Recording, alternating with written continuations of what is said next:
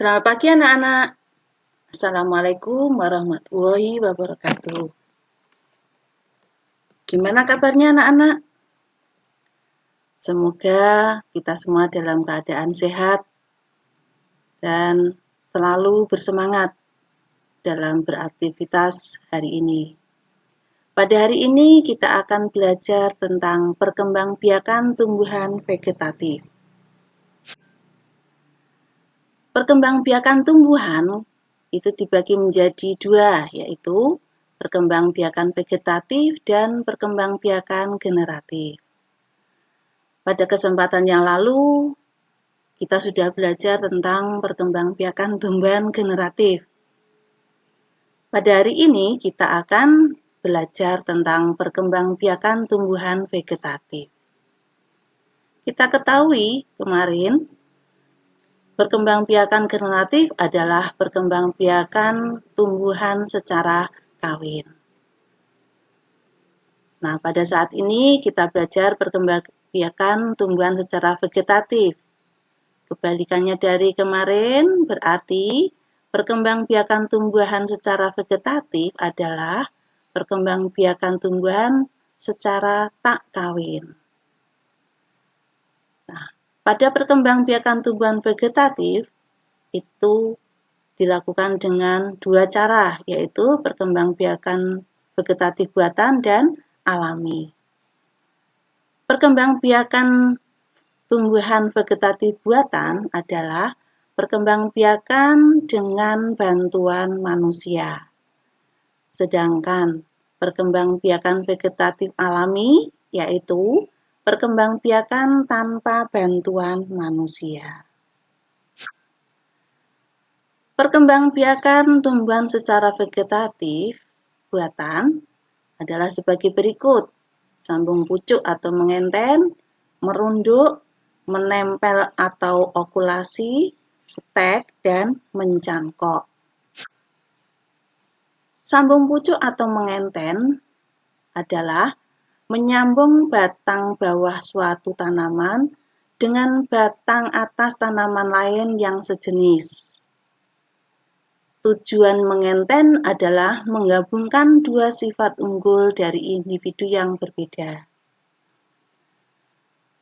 Cara sambung pucuk dapat dilakukan terhadap tanaman hias, buah-buahan, atau perkebunan. Contoh yang bisa disambung pucuk adalah pohon durian, kembang sepatu, jambu, kopi, atau singkong. Kita ambil contoh cara menyambung batang singkong karet dan singkong biasa. Singkong karet itu mempunyai sifat batang kuat, umbinya besar tapi rasanya enak. Singkong biasa sifatnya batang kurang kuat, umbinya kecil tapi rasanya enak. Nah, bagaimana cara menyambungkannya? Caranya, ambil batang singkong karet yang dipotong miring. Ambil batang singkong biasa yang besarnya sama dengan singkong karet. Potong batang itu dengan posisi miring. Kemudian sambungkan kedua batang tersebut. Agar kuat, di tengah-tengah batang sambungan dipasang lidi. Terakhir, balut sambungan itu dengan plastik atau tali rafia. Kemudian letakkan sambungan batang itu di tempat lembab atau basah. Nah, lebih jelasnya kita lihat pada gambar. Ini adalah singkong karet. Sifatnya umbinya besar, tapi tidak enak. Sifat yang lain batangnya kuat. Nah, ini kita potong miring, diambil batangnya. Kemudian singkong biasa ini tadi sifatnya umbinya kecil tapi enak. Batangnya tidak kuat. Sama dipotong miring, tapi ini bagian atasnya dibuang saja. Nah, dari batang yang kuat dari singkong karet disambungkan ke batang singkong biasa. Sebelum dibungkus dengan rafia, di tengah-tengah sini biar kuat diberi lidi atau bilah bambu, kemudian dibungkus dengan rafia. Sehingga nanti akan terbentuk tanaman yang umbinya kecil enak dan batangnya kuat. Ini cara menyambung atau mengenten. Selanjutnya merunduk adalah menarik bagian tanaman ke bawah lalu ditimbun. Tumbuhan yang bisa dirunduk biasanya mempunyai batang yang panjang dan lentur. Contohnya melati, alamanda, apel, sirih, dan mawar pagar. Nah, bagaimana cara merunduk? Yang pertama, keratlah bagian batang sedikit, jangan sampai putus. Kemudian lengkungkan ke atas permukaan tanah. Terakhir, timbunlah bagian batang yang dikerat dengan tanah. Kita lihat pada gambar, ini contoh tanaman. Cuma tanamannya gambarnya kurang bagus, kurang sesuai. Tapi mudah-mudahan nanti bisa dimengerti. Ini kita ambil batangnya, bukan diambil ya, kita kerat batangnya sedikit, jangan sampai putus. Kemudian kita rundukkan ke tanah. Bagian yang dikerat tadi kita rundukkan di tanah, kemudian ditimbun tanah supaya tidak ketarik ke atas, bisa di sini ditimpa dengan batu. Nah, ini nanti kalau sudah beberapa hari itu akan tumbuh akar. Bagian yang dikerat tadi akan tumbuh akar. Setelah akar kuat, nanti batang di sini dipotong sehingga terbentuk tanaman baru. Menempel atau okulasi adalah menempelkan tunas dari satu tumbuhan ke batang tumbuhan lain. Tujuannya menggabungkan dua sifat yang baik dari masing-masing tumbuhan yang diokulasikan. Contoh tumbuhan yang bisa diokulasi adalah mangga, rambutan, bimbing, dan alpukat. Kita ambil contoh menempelkan mata tunas jeruk siam ke jeruk nipis. Jeruk siam itu sifatnya buahnya manis, tapi akarnya kurang kuat. Jeruk nipis, buahnya asam, akarnya cukup kuat. Nah, kita akan menggabungkan, menempelkan supaya terbentuk tanaman yang lebih bagus. Caranya, ambil bakal tunas dari kulit batang jeruk siam, buatlah sayatan pada kulit batang jeruk nipis, tempelkan bakal tunas jeruk nipis, ukurannya sama seperti tadi, kemudian ikatlah dengan tali rafia atau pita plastik. Tumbuhan yang bisa diokulasi contohnya mangga, rambutan, bimbing, dan alpukat. Ini kita lihat pada gambar. Ini ada tanaman jeruk siam. Akarnya kuat, buahnya tipis. Kita ambil tunasnya. Disayat kulitnya. Terus disiapkan lagi tanaman jeruk nipis. Akarnya kuat, buahnya asam. Juga dibuat sayatan. Ukurannya sama seperti ukuran pada jeruk siam. Kemudian sayatan tunas tadi ditempelkan di sayatan jeruk nipis. Nah, pada kedua ujungnya ini diikat dengan rafia atau plastik. Sehingga nanti tanaman ini terbentuk akar kuat, tapi nanti buahnya manis. Stek adalah Memotong bagian tanaman seperti batang akar dan daun untuk menghasilkan tanaman baru. Stek dapat dibedakan menjadi 1. Stek batang, contohnya ketela pohon dan tebu. Stek tangkai, contohnya bunga sepatu dan bunga mawar. Stek pucuk, contohnya teh dan jambu monyet. Stek daun, contohnya cocor bebek, begonia, sri rezeki, dan lidah mertua. Sedangkan stek akar, contohnya cempaka. Bagaimana cara menyetek? Yang pertama, potong batang tanaman, misalnya singkong, kira-kira 20 cm. Tancapkan bagian pangkal batang ke dalam tanah yang subur. Cara menanamnya agak miring. Siramlah secara teratur. Kita lihat pada gambar, ini adalah singkong. Kita ambil batangnya, kemudian potong-potong. Dipotong-potong kurang lebih 20 cm. Setelah dipotong, kita tancapkan di tanah. Ya, ini akan beberapa hari nanti akan tumbuh tunas dan terbentuk beberapa tanaman baru. Mencangkok. Mencangkok adalah perkembangbiakan dengan membuat batang atau dahan menjadi berakar. Tujuannya mendapatkan individu baru yang memiliki sifat sama dengan induknya.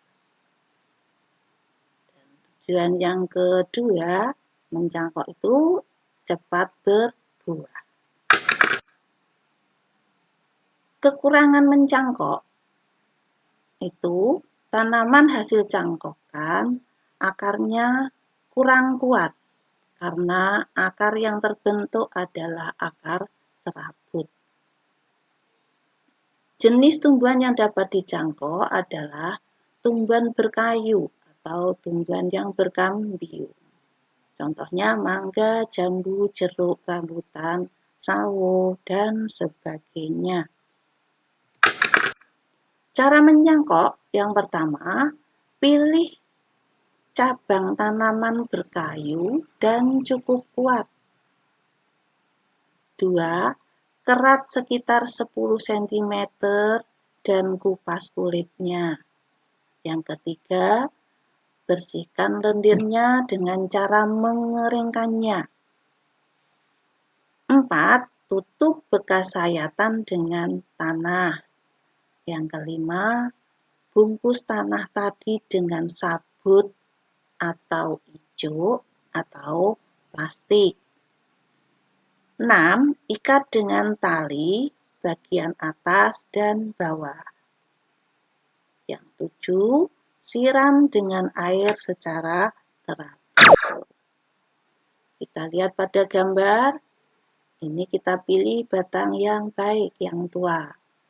Ini disayat, dikupas kulitnya, melingkar.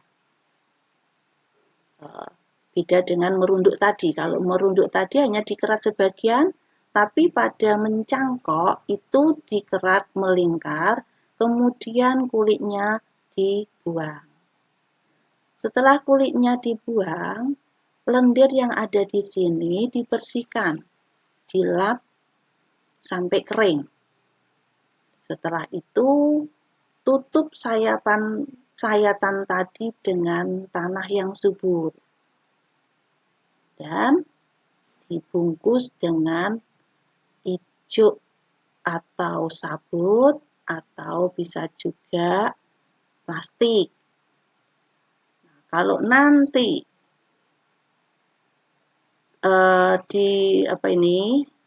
dibungkus dengan plastik, itu plastiknya ditusuk-tusuk supaya nanti kalau disiram airnya bisa masuk ke dalam. Ya. Tadi setelah dibungkus dengan ijuk atau plastik, bagian bawah dan atas diikat dengan rafia. Setelah diikat dan Kalau dibungkus dengan plastik tadi ditusuk-tusuk, tiap hari disiram. Nah, nanti beberapa bulan akan tumbuh akar. Kalau akarnya sudah kuat, kita sudah banyak ya maksudnya. Kalau akarnya sudah banyak, kita potong. Potong di sini. Nah, bagian ini bisa ditanam di tanah. Itu tadi perkembangbiakan vegetatif. Apa anak-anak? Perkembangbiakan vegetatif buatan. Kita lanjutkan perkembangbiakan tumbuhan secara vegetatif alami. Yang pertama, umbi batang. Adalah batang yang tumbuhnya di dalam tanah. Contohnya, kentang dan ubi jalar. Jadi, jika kalian ingin menanam kentang, dari kentang-kentang itu akan tumbuh tunas-tunas baru. Ada tunas-tunas baru yang akhirnya akan tumbuh tanaman kentang. Ini akan tumbuh kentang. Ini tidak ditanam tanpa bantuan kamu juga bisa. Dibiarkan saja, itu akan tumbuh. Maka disebut vegetatif alami. Yang kedua, umbi lapis. Adalah pelepah daun yang bentuknya berlapis-lapis. Contohnya bawang merah, bawang putih, bunga tulip, dan bunga bakung. Nah, jika kalian akan menanam bawang, kalian tinggal menanam bawang tersebut ke media. Bisa berupa medianya, bisa berupa air, bisa berupa tanah. Yang ketiga, umbi akar. Adalah akar yang berisi cadangan makanan. Contohnya wortel, lobak, dan singkong. Ini wortel dan lobak hampir sama, cuma wortel itu warnanya oranye, lobak warnanya putih. Nah, jika kalian ingin menanam wortel, bisa memotongnya, namun tidak menghilangkan pangkal batangnya. Kemudian tanam ke tanah, wortel itu akan tumbuh menjadi wortel baru. Ini nanti memotongnya, pangkalnya ini jangan dihilangkan. Terus ditanam di tanah, maka akan terbentuk wortel baru, tanaman wortel yang baru. 4. Akar tinggal atau rizoma adalah penjelmaan batang beserta daun yang terdapat dalam tanah. Contohnya kunyit, terus lengkuas, temulawak, kencur. Ada jahe tapi gambarnya tidak ada. Nah, jika kalian ingin menanamnya, kita bisa memotong bagian atau memotong sebagian dan menguburkannya kembali ke dalam tanah. Ya, kita potong sebagian, kemudian dikubur di tanah. Nanti akan terbentuk tanaman baru. Yang kelima, tunas adalah keturunan atau anakan yang tumbuh dari batang pohon yang ada di dalam tanah. Contohnya pisang, bambu, tebu. Jadi, kalian jangan heran ya, meskipun tanaman pisang itu tidak dirawat, tanaman pisang itu akan tumbuh subur, akan tumbuh tunas-tunas di sampingnya, sehingga menjadi banyak. Ini sebetulnya waktu menanam itu hanya satu anak-anak, tapi nanti di sampingnya akan tumbuh tunas, tumbuh lagi, sehingga menjadi banyak. Nah ini pada bambu ini anaknya, tunasnya, namanya rebung. Ini biasanya untuk sayur. Kalau Jawanya ada yang menyebut bung, bisa untuk isi risoles. Yang keenam, tunas adventif adalah tunas yang tumbuh pada tepi daun, kemudian akan tumbuh akar. Contohnya cocor bebek. Tapi tidak ada bebeknya ya. Ya, canda sedikit. Jadi, jika kalian ingin menanam cocor bebek, kalian bisa ambil satu daun dari cocor bebek, kemudian dibiarkan di atas tanah. Lama-lama akan tumbuh tunas dan akar. Gampang, cara mengembangbiakannya gampang. Ambil satu daun cocor bebek, biarkan saja nanti akan tumbuh tunas dan akar. Yang ketujuh, geragih adalah batang yang tumbuh dan menjalar di permukaan tanah. Contohnya ini pegagan, stroberi, dan rumput tegi. Tanaman baru ini akan tumbuh pada buku-bukunya dan tidak tergantung pada induknya. Kalau sudah terbentuk ini, tumbuh ini sudah mengolah makanan sendiri, jadi tidak tergantung pada induknya. Yang kedelapan, spora adalah sel yang berubah fungsi menjadi alat perkembangbiakan. Contohnya pakis dan lumut. Kalau kita lihat lebih dekat, daun pakis ini akan terlihat ini spora. Terdapat spora. Kotak spora atau sporangium akan pecah. Lalu spora akan keluar dan jatuh di tempat yang cocok. Bisa mengalir kena air, bisa juga tertiup angin. Nah, jika spora tadi jatuh di tempat yang cocok, spora akan tumbuh menjadi tanaman baru. Spora fungsinya mirip dengan biji.